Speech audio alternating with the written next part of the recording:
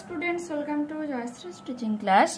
এখন আমরা ক্লাস 6 এর রায় মার্টিন প্রশ্নবিচিত্রা 2025 এর পরিবেশ বিজ্ঞান থেকে মডেল 14 সলভ করব। তোমাদের আজকে মডেল 5 ও সলভ করে দেব। এটা একটা স্টুডেন্টের ডিমান্ড ছিল, সেজন্য এটা কমপ্লিট করলাম। ঠিক আছে, দেখো এখানে কি রয়েছে। তড়িৎ প্রবাহের একক হলো অ্যাম্পিয়ার। লোহার আকরিকের নাম হিমাটাইট। পাললিক শিলার উদাহরণ হয়ে যাবে কি? বি, চুনাপাথর। জলের গভীরতা বাড়লে চাপ কি হয়? বাড়ে। এসআইতে বলের একক নিউটন। মানবদেহে হাড়ের সংখ্যা কতগুলি? 206টি হয়ে থাকে। গ্রানাইট পরিবর্তিত হয়ে নিশে পরিণত হয়। এসআইতে সময়ের রাশিটির একক কি হয়ে যাবে? সেকেন্ড। পোড়া চুনের পাত্রে জল ঢালা হলে পাত্রটি গরম হয়ে ওঠে। এখানে রাসায়নিক শক্তি থেকে তাপ শক্তি ঘটে। আকৃতিগত পরিবর্তনের ফলে বস্তুতে সঞ্চিত হয় এ স্থিতিশক্তি। প্রাকৃতিক গ্যাসের প্রধান উপাদান কি? Methane, CH4। আমাদের কাঁধে ও কোমরে যে প্রকার অস্থিসন্ধি দেখা যায় সেটা হয়ে যাবে বল ও সকেট সন্ধি। শূন্যস্থান পূরণ করো, দেখে নাও। এলপিজি এর পুরো নাম লিকুইফাইড পেট্রোলিয়াম গ্যাস। পিতল, তামা ও দস্তা মিশিয়ে তৈরি হয়। মানব হৃৎপিণ্ডে 4টি প্রকোষ্ঠ আছে। ঠিক আছে। গ্রিক শব্দ অক্সিনের অর্থ টু গ্রো অর্থাৎ বৃদ্ধি হওয়া। উদ্ভিদের বৃদ্ধির পরিমাপ অক্সিনোমিটার যন্ত্র দিয়ে করা হয়। নিচের প্রশ্নগুলির উত্তর দাও।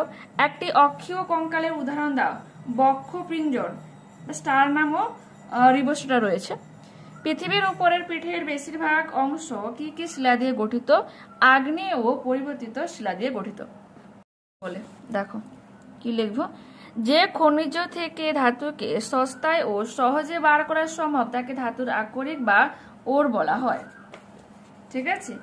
ঘরের দৈর্ঘ্য প্রস্থ এর সঙ্গে আর কি জানা থাকলে একটি ঘরের মধ্যে কত আয়তন বায়ু আছে তা মাপা যায়? উচ্চতা।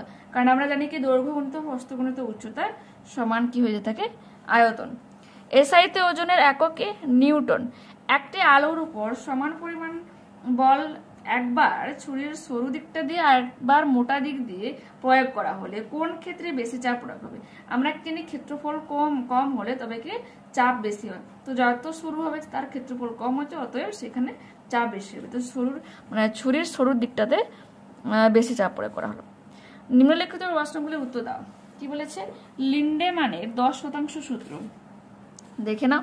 প্রতিটি পুষ্টি স্তরে গৃহীত শক্তির 10% ওই পুষ্টি স্তরের জীবদের দেহ গঠনের কাজে লাগে, যা পরবর্তী পুষ্টি স্তরের জীবেরা গ্রহণ করতে পারে। বাকি 90% শক্তি স্থানান্তরকরণ হয় না। পরবর্তী প্রশ্ন কি রয়েছে? জীবাশ্ম কিভাবে তৈরি হয় বর্ণনা দাও। 119 পেজে রয়েছে, তোমাদের এটা দেখাচ্ছি, দেখে নাও। এই যে জীবাশ্ম বা ফসিল কিভাবে তৈরি হয় সেকেন্ড পার্টটা রয়েছে, এখান থেকে আমরা করে নেব। এতখানি পর্যন্ত উদাহরণও দিতে পারো। পরবর্তী প্রশ্ন কি রয়েছে? রক্তের কাজ কি?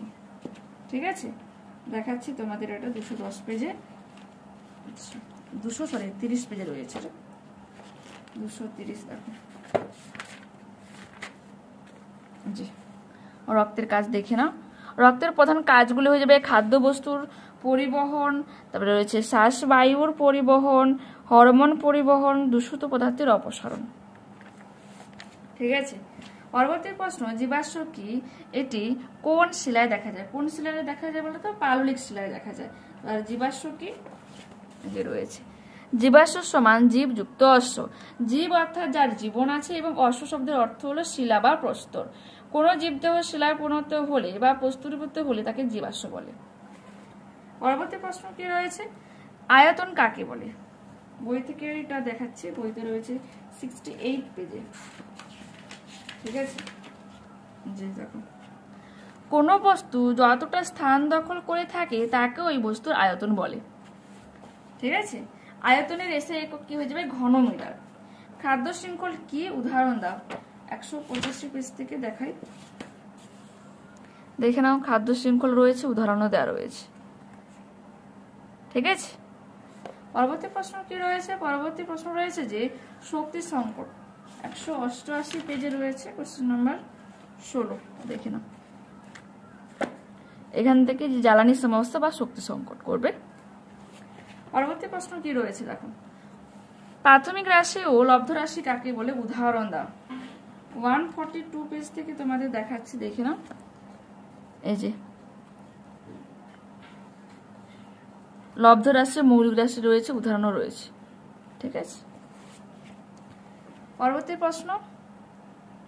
আচ্ছা, ওই যে আছে না, আরেকটা বলে দেয়, যে মৌলিক রাশি ওটাই কিন্তু প্রাথমিক রাশি।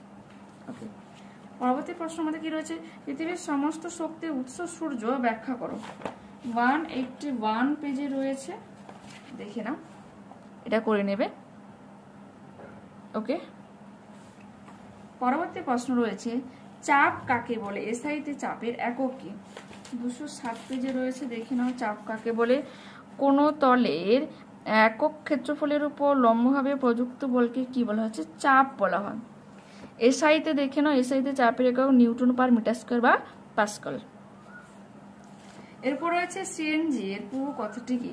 Compressed natural gas. মধ্যচ্ছদা কি?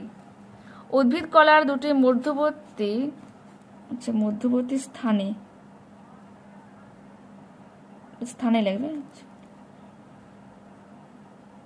উদ্ভিদ কলার দুটি মধ্যবর্তী স্থানে যে অন্তঃকোষীয় ধাত্র থাকে তাকে মধ্যচ্ছদা বলা হয়। মানুষের ফুসফুসে কি কি সমস্যা দেখা যায়? বইতে এটা পেয়ে যাবো 115 পেজে।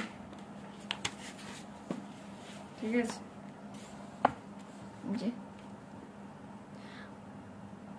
মানে খুব কাশি হয়, দম নিতে খুব কষ্ট হয়, এছাড়াও শ্বাস নিতে কষ্ট, এক কথায় সাঁয়ে সাঁয়ে শব্দ শোনা যায়, জোরে জোরে চলাফেরা করতে পারা যায় না, কাশির সঙ্গে রক্ত পড়ে, দেহের ওজন কমে যায়, জ্বর আসে। ঠিক আছে, তারপর রয়েছে দেখে নাও, নাকের পাটা দুটো ফুলে ওঠে এবং শ্বাস নেবার সময় মাঝে মাঝে নাক বন্ধ হয়ে যায়। এগুলি হচ্ছে ফুসফুসের সমস্যা। পরবর্তী প্রশ্ন কি রয়েছে, মানব হৃৎপিণ্ডের কার্যাবলী সংক্ষেপে বর্ণনা করো। ঠিক আছে, দেখো, প্রাকৃতিক গ্যাসের ব্যবহার দেখে নাও, পরপর দুটোই প্রশ্ন রয়েছে, যে প্রাকৃতিক গ্যাস রয়েছে আর কয়লার ব্যবহার রয়েছে।